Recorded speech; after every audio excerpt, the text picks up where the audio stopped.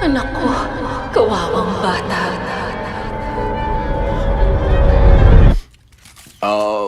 Pinagmamalaki ko ring sabihin na ang hero na to, ang aking ama. Oh, Madeline! Oh, my boy. My sweet boy. Bakit? Ano yon? Ba't hindi ka masaya? Ay, tatay ko at yung anak ko, lahat na nawasak ng lahat. Hindi.